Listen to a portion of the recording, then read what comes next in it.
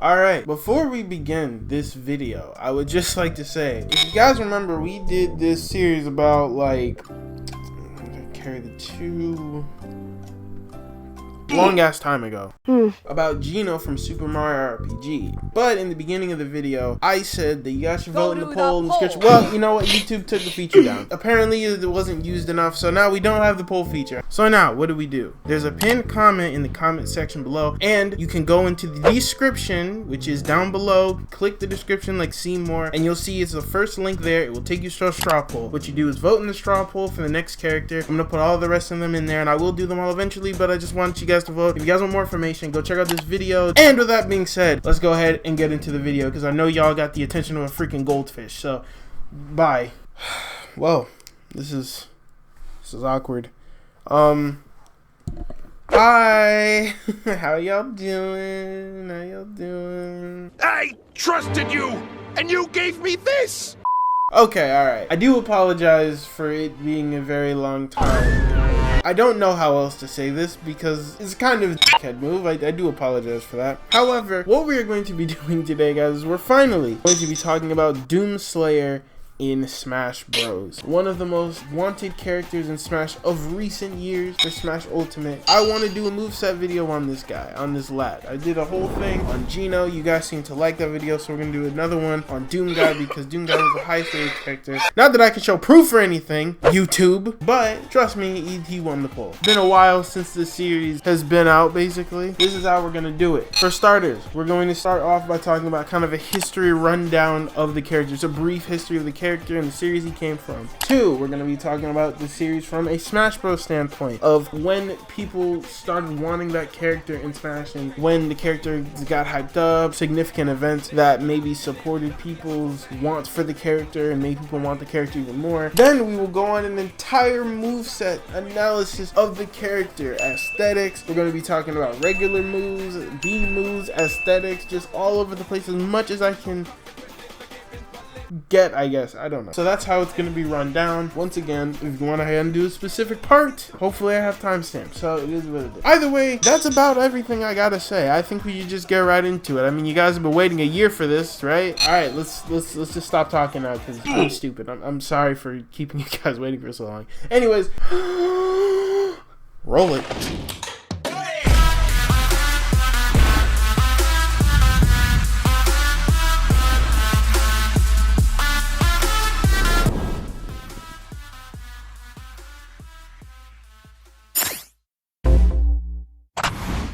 So, before we even get started with the DoomSlayer in Smash Bros. Or even a history of Doom as a franchise, I think to get the picture of the beauty that is the COD Rage compilation, we first need to discuss the humble beginnings of the FPS genre as a whole for those that don't know. So, bear with me real quick if you know all about it. So, the FPS genre, which stands for First Person Shooter, is a game type where you play in a first-person centered view where the player can experience the world through the protagonist's eyes. Games like these are usually in this format to immerse the player in their respective world, or at least that's my take on it at least. The first presence of these games were actually traced back as far as 1973. What? I know, I'm just as shocked as you are. I genuinely thought this was a new thing, but excuse me. Before it got to the juggernaut that it is today, it also had some humble beginnings with a simple game called Maze War. Tom Euban, this is my MLAC PDS-1B, which was born in about 1972. And it was the one of the first graphics computers. It's a vector graphics machine, which was a 3D networked FPS game that was originally developed by Steve Coley, Greg Thompson, and Howard Palmer for this system called the IMLAC PDS-1 computer. Now, at first, you may think this must be the name of some rejected Star Wars character or some techie-ass calculator. You know those blue ones with the buttons and stuff? Yeah, one of those. Unfortunately, it was just a computer that was designed back in 1972. Still cool, but I'm just saying. This showed the potential of what an FPS could do, and only scratched the surface as to what the entire genre could bring to the gaming industry. Maze War contained quite a few bare basics that's the standard for FPS games still to this day. For example, the game had a map that displays the position of the player and the enemy so the player wouldn't get lost, since you are limited to what you can see at once. Obviously, a lot of modern FPS games have maps for this reason and has been streamlined nowadays for it to be easier to access while not being in the player's way all the time. Another thing about Maze War was that it was also multiplayer, meaning that other people could play it together. Granted, it was through way more complicated means than today's standards, but I digress, man. It was 1972. Cut him some slack, bro. And a lot of the most popular games like Call of Duty and Halo have this multiplayer aspect as well, obviously. Halo in particular is literally known for its fantastic multiplayer option. Now, yes, these games are on an entirely different level, but like I said, Maze War was a game that presented some very early potential of what an FPS game could truly be. Basically, Maze War walked so Halo, Call of Duty, and all the others can run. Trademark. There's also the obvious format of the game that takes place in a maze-like area where you move around in a tile-like format, hence the name. I would like to, fingers crossed here, say that this is one of the only things that games nowadays don't follow, since technology back then was very limited at the time. Now, while this is the case, in the area we'll be going over, aka the era of early shooters, this maze-like level design was actually a standard type for the FPS genre. So, while more modern shooters nowadays follow a more explorative type of level design, this type of format was a staple for a very long time.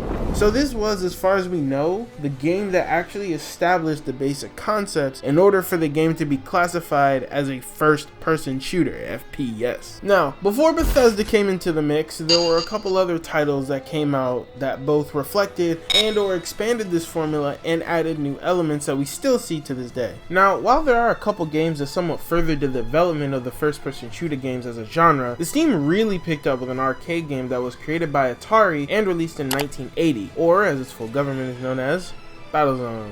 This bad boy was a game primarily designed by Ed Rotberg, don't laugh, who was inspired off another arcade game, Tank, which was released in 1984, 6 years before, and was played in a top-down perspective rather than a first-person perspective. So basically, he took the idea and just made it different. Yeah, you get the point. Using wireframe vector graphics so that the player can see where they're going and nothing is in the way, Battlezone actually turned out to be a smash hit, and even known today as a milestone of the genre and the first big 3D success in the gaming industry. Seeing that it was a market success officially put FPS games on the market, and let me tell you, the pot was only starting to heat up with what was cooking for the FPS genre.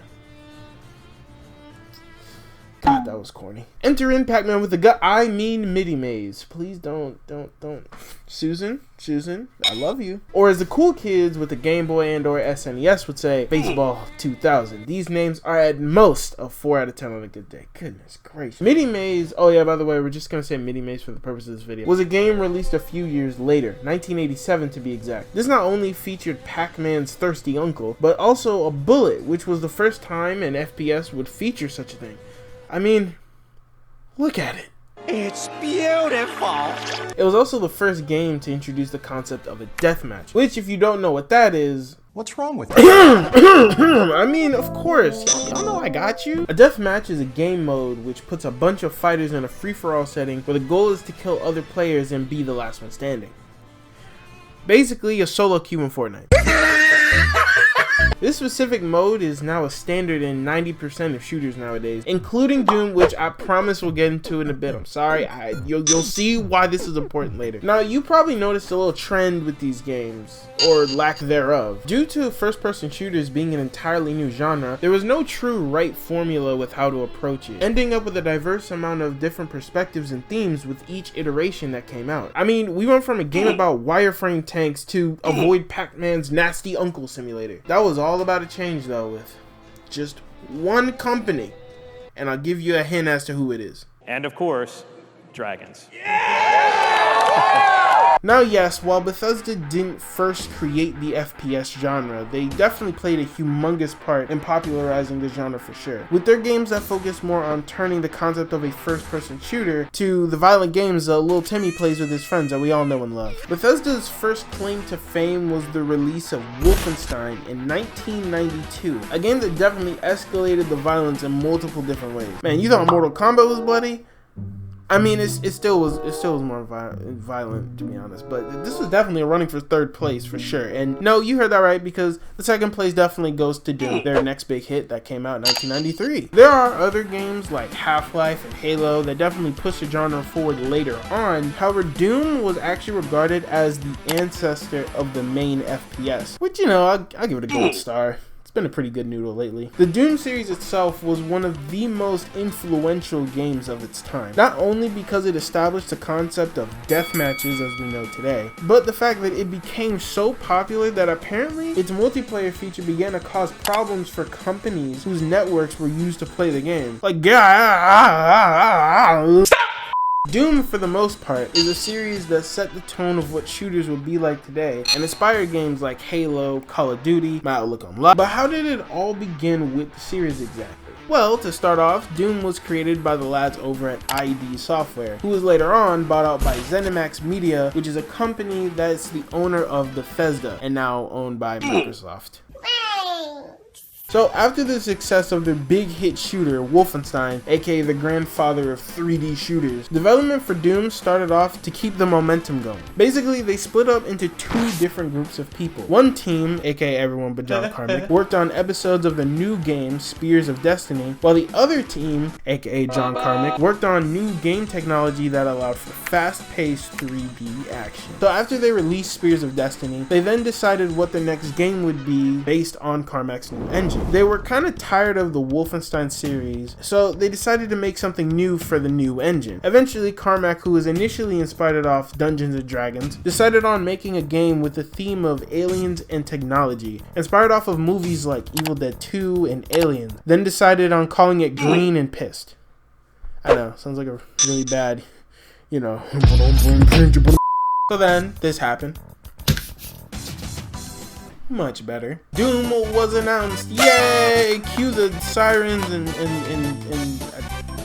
I don't know. The first episode of Doom then came out on December 10th, 1993 for the MS-DOS, which is like a type of computer made by Microsoft for the Zoomers out there. And from there, steadily finished the game until making the Ultimate Edition of the game that came out a bit later in 1995. I assume it's similar to how games like Life is Strange does it, where they come out in various episodes, then combine the whole game together and then release it then. As for the reception of the game, I mean, they made like 4 more of these, so that should tell you everything. Dudes are even playing this thing on the job too. Now, there are a couple different reasons why Doom was so revolutionary. I mean, it brought the concept of death matches for the first time. It was on the computer. It was even free for a spell in 1992, allowing other people who may not have given it a chance to play it. But I think the main reason as to why it's so highly regarded is simply because it was a game that brought the concept of the first-person shooter to the forefront and inspired other games to come out, creating the juggernaut that FPSs are nowadays. I mean, hell, people even called other FPSs that came out after the Doom clone for a pretty long while, and it all culminated into the classic we know today. After Doom 3 Resurrection of Evil was released in 2005, the series went on a bit of a slump. I mean, they made the BFG edition in 2012, but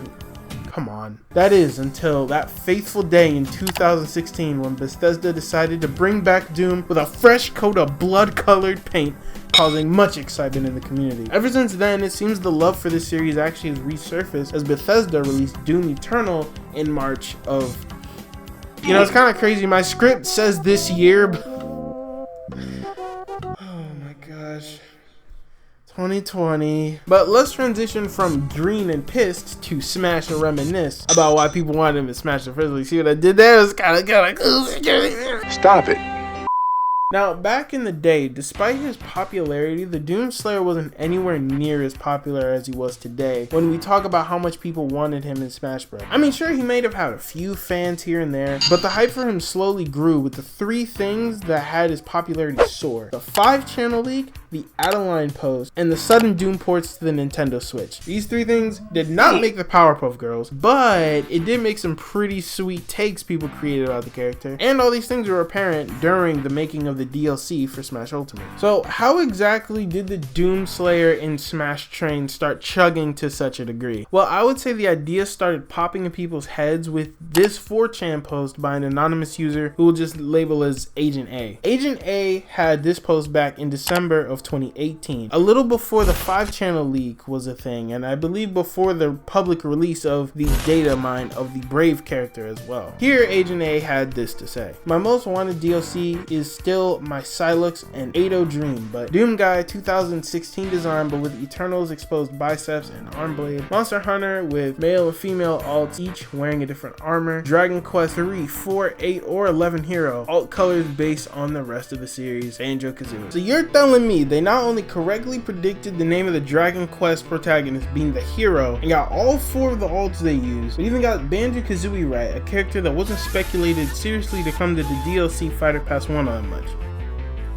Yeah, they're nailing. Kill 'em. Now, in that post, they also mentioned the Monster Hunter, and most importantly for this video, the DoomGuy, who has his 2016 design, but with Eternals exposed biceps and arm blade, which I can totally see them doing, but we'll talk about that later. Either way, it got people thinking about the possibility. However, the next thing really brought the possibility of DoomSlayer to the forefront, for even Patricks like me to notice, and that is the 5-channel. So this was actually a leak that started soon after this post in January of 2019. The year opened up with a list of characters being shown on a site called 5-channel, hence the name. From what I understand, it works similarly to 4chan, also hence the name. Turns out there was actually a post there that listed a bunch of other characters that would be in Smash Bros. And the reason as to why they were chosen to be in the DLC. Now, I talked about this leak a while ago when I was talking about Smash Bros. DLC in general, part 2 to be specific. And I'm sure we'll talk about the leak by itself at some point. What's important here though is that the person that posted this said that DoomSlayer is going to be one of the characters with the promotion of Doom Eternal in mind. Now this made sense at the time because Doom Eternal was one of the first graphically intensive third-party games that was to come on the Nintendo Switch with a release date of December 8th, 2020. This alongside the 2016 version that came out on the Switch as well really showed the out of nowhere blooming relationship between Nintendo and the Doom series. But let me just say, nothing could show this more than the,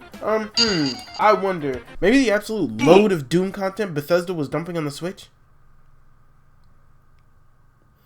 I should probably pause that. So the hype for Doom cross Nintendo continued on to September 4th, 2019, where the Nintendo Direct that day revealed something insane. Doom, Doom 2, Doom 3, and Doom 64 were all coming to the Nintendo Switch. Now, this was incredibly out the blue, and it gave the chance for Nintendo fans to either revisit the series or play these games for the first time. It was a crazy time, and you know what the Smash community says. Say it with me now. When any new series gets introduced on the Nintendo console, that just means most of the discussion is that main character got into the Smash. Yeah, we need to catch your name. This, combined with the leaks that were discussed earlier, even if proven fake at this point, really got the thought of DoomSlayer and Smash Bros. Into the minds of many. It was a possibility, and no one could deny that at this point. Now, there were other leaks that did this as well, such as later on the Cacodemon leak was one that did that, but these are kind of like the main turning points for people getting hyped for the character. Now, why exactly is DoomSlayer getting chosen? Doom is a franchise that deserves representation because in the grand scope of things, while I do feel Master Chief really put the FPS genre on the map. You get it? Because when you play a shooter, you use the map. Doom was a series that introduced the genre of first-person shooters in the first place. I feel like all of this, on top of the fact that Doom was getting a ton of representation on the Nintendo Switch, should have been a pretty decent case of why he deserves to be in the Smash roster and why people were led to believe that. Now, let's get on with the moveset. But wait! Smash Bros, as you all know, follows an E for everyone rating. And since DoomSlayer is known for having blood and violence in his repertoire, there is going to have to be some cutting out of blood completely. I don't think this means we have to tone down the actions too much. I mean, in the game, Snake literally chokes out the character and has actual weapons in his moveset. Though we can't have him rip Mario in half or anything. So I think they are going to have to be very careful on what to put in with certain actions that he performs on some of the fighters. Though we don't have to really worry about that too much, as I feel like he will most likely quickly use his crazy amount of weapons at his disposal. Speaking of, so in the Doom series, these are your default weapons and the one that we'll use to flesh out his moveset. You see, because you get it, because he's, you know, he like rips apart his enemies, you know, and just fleshes out.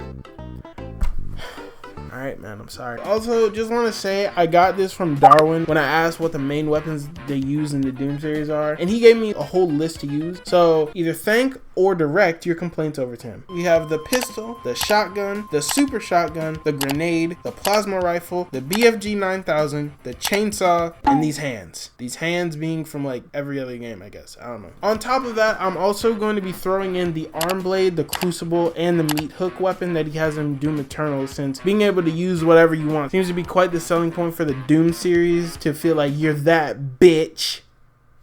Period. However, this means that this whole concept will have to be watered down a tad bit for balance purposes. However, if that's what it takes to get this character right, you know what? Bring it on. Also, from here on out with this series, there's going to be very, very, very bad drawing. Shout out Paint 3D and the fact that I only have a mouse to draw. So I'm going to be drawing and visualizing these things for you, okay?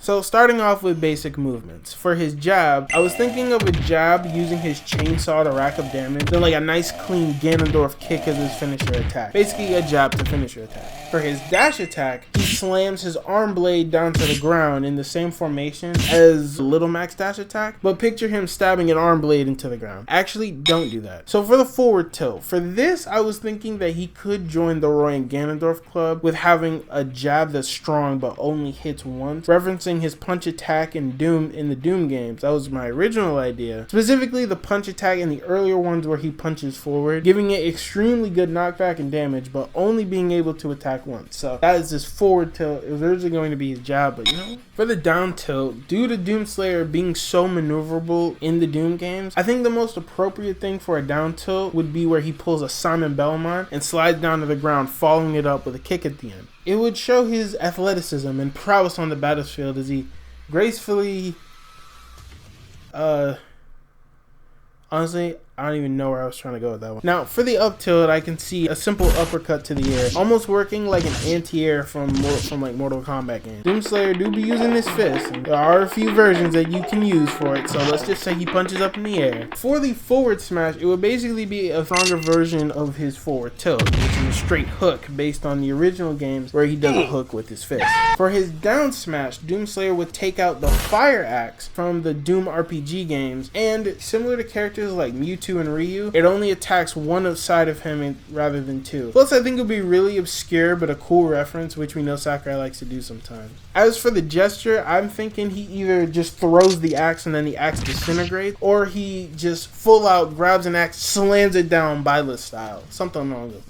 For the up smash, DoomSlayer would throw the chainsaw to the ground when he charges and then quickly swipes up to attack the fighter. It's a similar fashion to Cloud's up smash, but instead of a sword, it's a chainsaw. And maybe you could even borrow from Corrin's side smash to where he has that little chainsaw blade and it protects you while you're going, like there's a hitbox on the chainsaw as it's going up. Maybe we can do that for DoomSlayer too, who knows? As for the throws now, let's go. DoomSlayer I think would probably, for the regular grab, probably either use his meat hook or he could just grab the opponent. Either way, it works fine. He does both in both games, so I can see it going both ways. For the up throw, I would say DoomSlayer throws the fighter upwards and then slices him on the way down with his arm blade. Simple. For his down throw, DoomSlayer throws the fighter to the ground and beats them sensibly with his fist that sends the fighter sliding sideways. For his forward throw, okay, so this in the back throw can utilize this thing that he has on his shoulder and like fires forward, kind of like Mewtwo's forward throw, where the DoomSlayer throws the fire forward and then shoots him with the shoulder cannon thing that he has on his thing. I looked at a lot of concept art and that seems to be a prevalent thing that he has, so I figured I may as well use it. And as I said, for the back throw, DoomSlayer slams the fighter to the ground, then the shoulder cannon basically fires backward to get one more quick hit in before the fighter gets launched. For the forward air, talking about his aerials now, personally what I think would be cool is if DoomSlayer used the plasma rifle, a weapon that's present in many of the Doom games, where he takes it and fires it forward. I would say it would be a multi-hit move with decent range overall. And if I had to compare it to any existing move that we already have in Smash Bros, I would say Mii Gunner's forward air, but with less range in the multi-hit. So essentially, Mii Gunner mixed in with Samus. For back air, I would say he could just use the plasma gun and shoot it in the backwards direction. That's it. Now, for his neutral air and up air, I would think he would use his Crucible, which is this sword item that he gets in Doom Eternal. For his neutral air, he would just spin the sword around Ike style, kind of like that. And for his up air, he could just slice upwards. Now, I don't want the Crucible to be in too many moves, but the attack would work basically like Ike's up air. For his down air, I was actually thinking something similar to Bowser Jr.'s down air, where he takes a chainsaw and like drives it downwards with grinding the fighter into the ground. So working similar to Bowser Jr.'s attack, just replace the drill with a chainsaw. However, the chainsaw would have a much bigger hitbox just because of how big the chainsaw is. Did I mention he uses a chainsaw? Did I also mention he might need therapy? So now we're on to the big kahunas. Neutral, yes sir. Before getting into the specials, so my friends, I introduced to you a new thing for DoomSlayer and how he can differentiate himself from other fighters. Basically, what happens is that you have various weapons you can use at your disposal. These being some of his best moves that do some big boy damage. However, there is a catch, and that is that these have a limit of how much you can use them. With one exception that we'll get into later. It's the up B. Hey, yo, shut your ass up.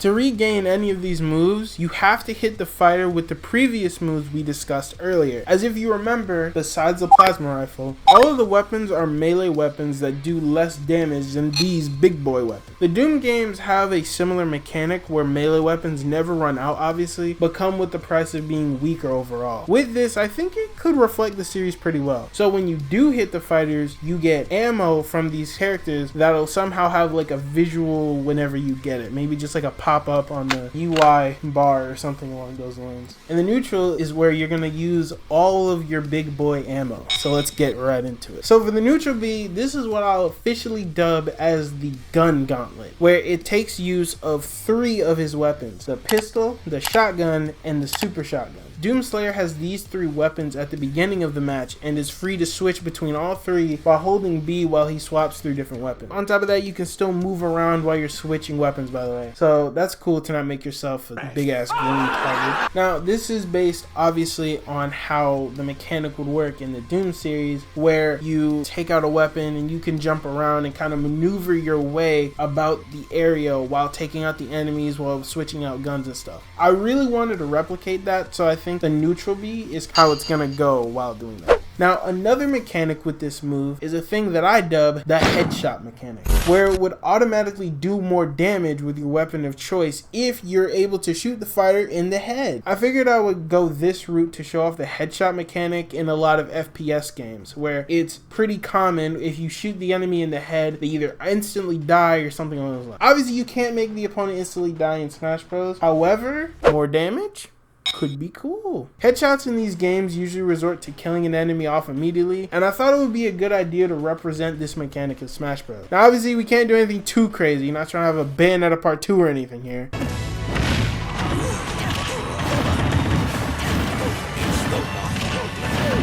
I think this would be the best way to visualize this in a 2D fighting game. And if you don't like it, well, you know what?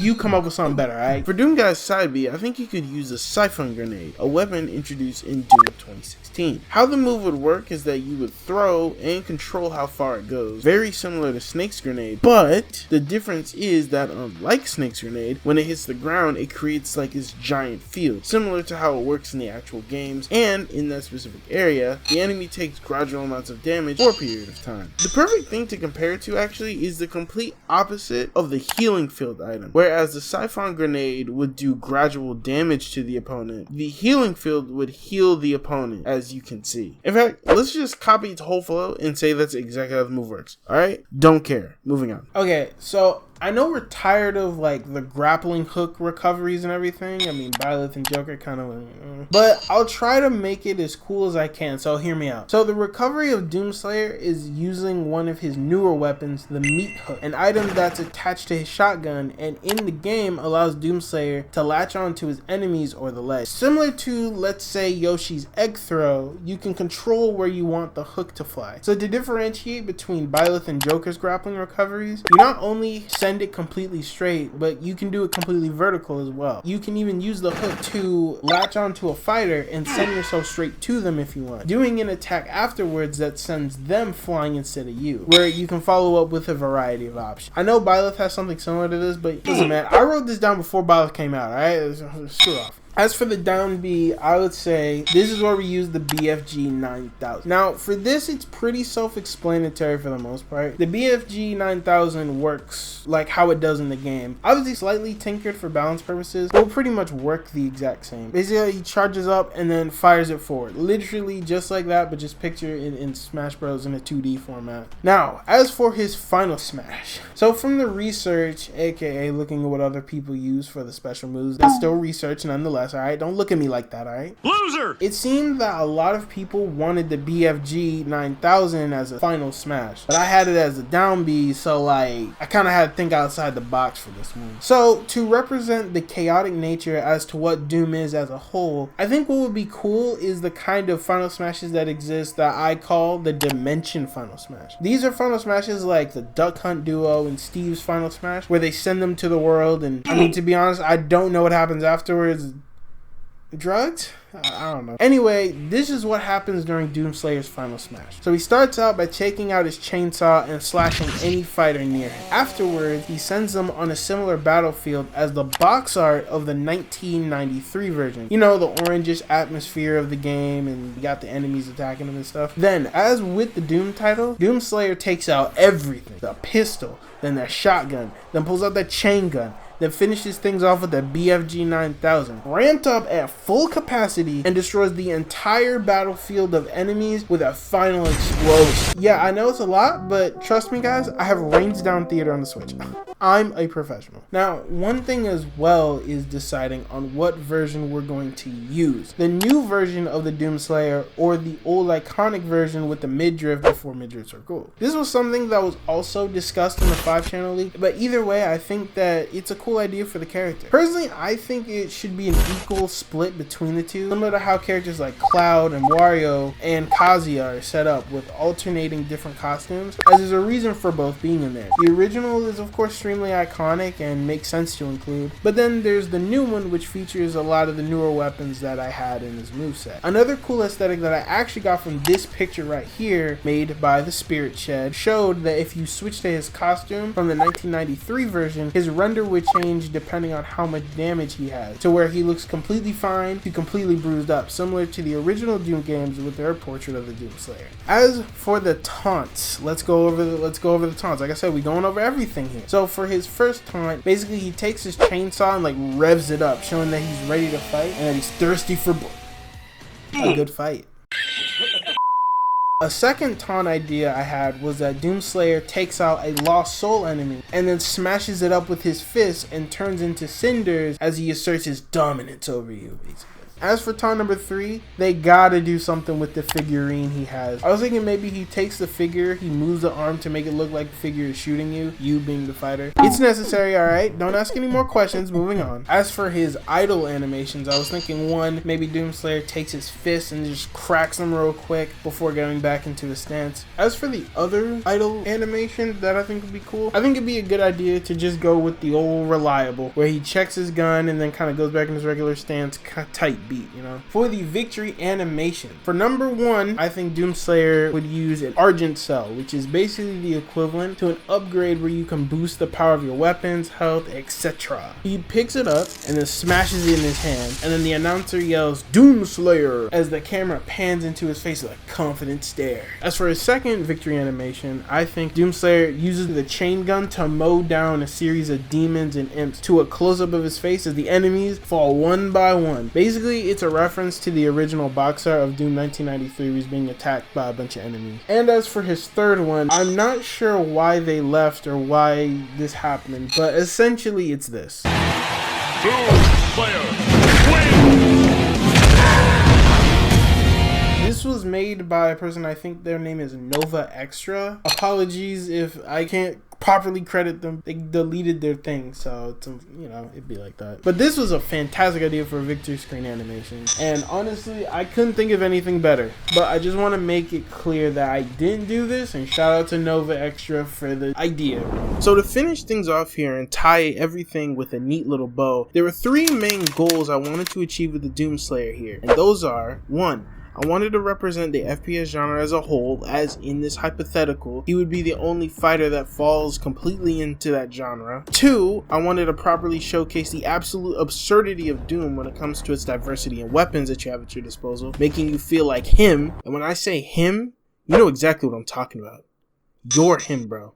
You're him. And 3, I wanted to represent who the DoomSlayer is as a character, which we'll get into later, but first, let's go back to the first point, shall we? For me to get the first goal down, it ties back to the beginning part of this video where we talked about the history of the FPS genre, because to really figure out the formula, we have to strip the genre down to its origin and ask ourselves the question: what truly makes an FPS a desirable genre to play? And with doing research, I think there's a lot of different answers, but the one I would say is the most important, or at least one of the most important, is the ability for the player to immerse themselves in the world of that FPS. You're looking in the eyes of the protagonist, thus feeling the truest sense of immersion, wondering when something may come up behind you to attack. The only thing more immersive than this is VR. The main thing that looking back showed me is that to properly showcase an FPS in a 2D fighting game, I needed to replicate that immersion. To do so, notice how a lot of DoomSlayer's moves don't involve covering both sides of him. When you play this character, you have to lock in and focus on one side of you, while the other side is completely open for the opponent to take advantage of. Similar to old FPS games that have that sense of not being able to defend yourself unless the enemy is within your peripheral vision. This is why tactics and teamwork are 2 very valuable things when it comes to playing an FPS competitively. So with that being said, I would also make it so that being able to turn around would be noticeably slower compared to other fighters, because once again, I wanted to highlight that as DoomSlayer's main weakness. On top of that, I wanted to incorporate a headshot mechanic, as that's become a staple in FPSs as a whole, being able to find a weak point in the enemy that's approaching you and taking advantage of it.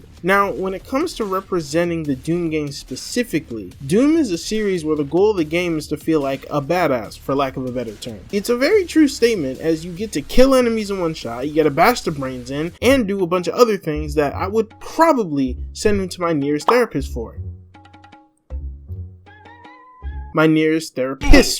Hi, how are you? Either way, having him have access to all those weapons would definitely answer the second point, as he would be the most diverse fighter of the bunch. I mean, the guy has 3 guns for his neutral special, for Pete's sake. Aw, gee. Nobody, and I repeat, nobody wants you here. And I partially answered how I tackled the final goal, which is DoomSlayer as a character. But in general, the DoomSlayer is a blank slate, really. He's just a character that knows his goal and would do anything in his power to complete it. And if that means mowing down and destroying anything that's in his path, he's gonna do it. Once again, I wanted him to feel like a character that can take anything on in a few hits. So his style of fighting is mostly like Ganondorf's, where instead of wasting time with the combos, he instead goes for the jugular, wanting to finish things in a few hits, as I feel like that would best represent how it feels playing a Doom game, especially the newer ones. Speed and movement are also important, where I feel like his movement speed and fluidity would be among the best of the cast. But this is where I walk a fine line of what I said previously about his maneuverability. So let me make the distinction that I'm talking about his frontal movement would be like this, but when it comes to changing perspective, it would be night and day, where DoomSlayer's back movement would be his weak point. What makes a Doom game is the action and movement of the DoomSlayer himself. And hey, if you don't believe me, how about Marty Stratton? I mean, he's been working on the games for a while, and look what he said in an interview for developing Doom 2016. Quote, We were really focused on the action, yeah. It was the inspiration of Doom and Doom 2. When we broke down what we felt was the DNA of Doom and Doom 2, it really came down to the movement being a massively critical part of the gameplay. Speed is probably the thing that people come to first. The game plays very fast, but some components that are tied to that are equally important. You generally move faster or as fast as the enemies. Weaving your way through them, using your movement as a means of defense is a big part. You can move and explore in a way that makes you feel very fast and powerful, almost like a superhero. The enemies are very distinctive. They have distinct combat capabilities and behaviors that make them almost like chess pieces. Your capability with your guns. That whole thing creates this combat dynamic where when you get the pieces clicking, it always felt like Doom to us. End quote. The goal when DoomSlayer enters the battlefield is to win at any cost, using any weapon he can, and take you down completely, using every weapon in his arsenal. So, to finish things off, I see the DoomSlayer in Smash Bros. As a pretty fast and powerful character that doesn't have combos, but rather uses his various amounts of weapons at his disposal to do a ton of damage and kill his opponents at early percentages. This will reflect the Doom series and how it's structured as a game. In a sense, he's also pretty fast, but he doesn't have the greatest mobility to almost mirror FPS games nowadays. And when I say mobility, I don't mean movement speed, but more like turning around to see what fight is behind him, or his ability to change direction. So that way you feel like you have to commit to that one direction. And to really drive it home, I'll let Stratton take this one. Quote, "The trick is to find that razor's edge of, we always call it the fantasy of being the Doom Marine. By the end of the game, we want you to feel like a badass. It's built into the story. It's part of our vision statement. You're hell's worst nightmare. You can destroy demons and they know it. That's who you are and what you're all about." From a design and balance perspective for the team, it was tuning that escalating power ramp to keep the game fun and engaging and challenging along the way. But by the time you get to the end of it, you really do feel like that superhero demon slayer. So that's that. I hope you guys enjoyed this video. I know it took a very long time to make and I really apologize for that. If you guys want this series to continue, and I promise it won't take as long, go vote in the poll down below. Go do it right now and vote for the next character that you guys want me to cover, and I promise I'll cover him in a future video. With all that being said though, you can put your spatulas down now, but keep it sizzling, my Baconators.